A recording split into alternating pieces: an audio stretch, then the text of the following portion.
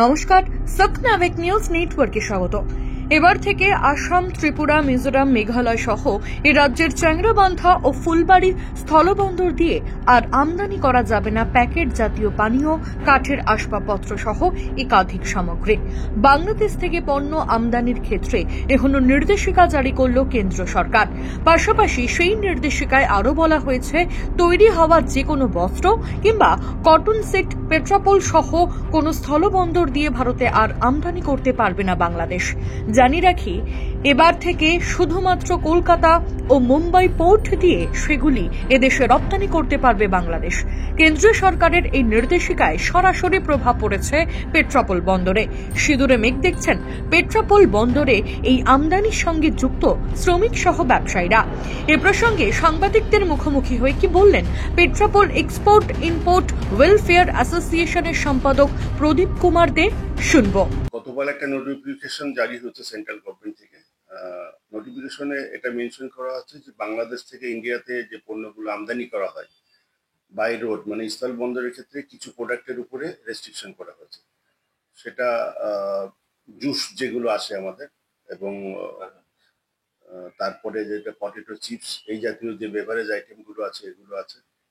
Cotton directly garments বলেনি, গার্মেন্টসের যে শার্ট কাপড় যেটা আছে সেই শার্ট কাপড়গুলো থাকছে এখানে।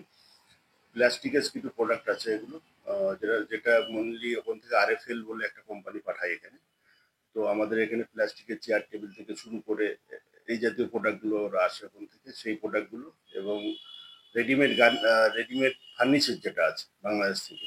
বাংলাদেশে কয়েকটা কোম্পানি, তারা আমাদের নলেজে যেটা আছে 4-5টা কোম্পানি, যেটা অল ওভার ইন্ডিয়াতে ওরা শোরুম করে মার্কেটিং করছে, যেরকম মোটোবি আছে, হাতিল আছে, এই জাতীয় কয়েকটা কোম্পানি আছে। তো সেই সব প্রোডাক্টের উপরে রেস্ট্রিক্টেড করেছে। এই প্রোডাক্টগুলো বাংলাদেশ থেকে আসা বন্ধ করেনি, কিন্তু বাই রোড বন্ধ করে দিয়েছে। সমস্ত ল্যান্ড পোর্ট থেকে এই প্রোডাক্টগুলো আসবে না, সি পোর্টে আসতে পারে।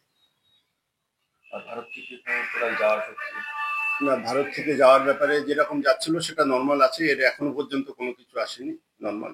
মাসখানেক আগে বাংলাদেশ গভর্নমেন্ট একটা নোটিফিকেশন করেছিল, ইন্ডিয়া থেকে যে পণ্য বাংলাদেশে যাচ্ছে তার 35টা আইটেম বাংলাদেশ বাই রোড বন্ধ করে দিয়েছিল, সিপোর্টে যাবে। সেটা তো 1 মাস আগে বাংলাদেশ গভর্নমেন্ট করেছে, আর সেটা বন্ধ আছে।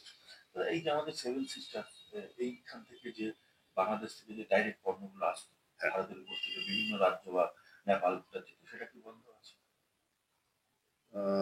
না, যেটা বাংলাদেশ থেকে নেপাল, ভুটান যেটা যেত ট্রান্সশিপমেন্ট যেটাকে বলে, সেটা তো বন্ধ আছে, সেটা তো বন্ধই হয়ে গেছে। তাহলে আমরা কি বলতে পারি বাংলাদেশকে একটা ইন্ডিয়া গভর্নমেন্ট একটা ব্যবসায়িক ক্ষেত্রে ধাক্কা দেওয়ার পরিকল্পনা করেছে?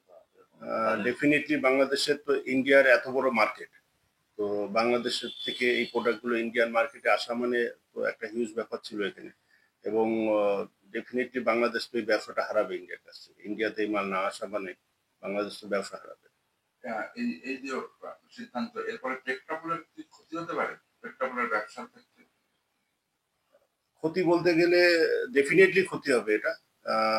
এটা মূলত যেটা হচ্ছে যে এখানে পেট্রাপোল বন্দরের সঙ্গে এই যে গাড়িগুলো আসছে, আমরা যদি ধরে নিই দিনে 20টা গাড়িও যদি আসে, তো পেট্রাপোলে তার মধ্যে এভারেজ করলে 5 গাড়ির অংশ পেট্রাপোল থেকে ঢোকে প্রত্যেকদিন।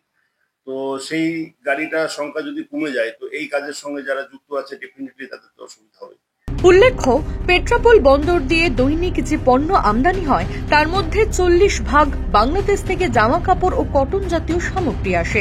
সেই সামগ্রী না আসলে যার সরাসরি প্রভাব পড়বে পেট্রাপোল বন্দরের কাজ করা শ্রমিক, মজদুর ও ব্যবসায়ীদের মধ্যে। সমস্যায় পড়বেন দুদেশের ব্যবসায়ীরাই। শান্তনু বিশ্বাস, সবনাভিক নিউজ, পেট্রাপোল। সমস্ত খবরের আপডেট পেতে লাইক করে সাবস্ক্রাইব করুন সবনাভিক নিউজ। সেই সঙ্গে বেল বাটন প্রেস করতে ভুলবেন না। আপনাদের একটা সাবস্ক্রিপশন আমাদের জন্য অত্যন্ত মূল্যবান। একই সঙ্গে ফলো করুন আমাদের হোয়াটসঅ্যাপ চ্যানেলটিও। জয় হিন্দ।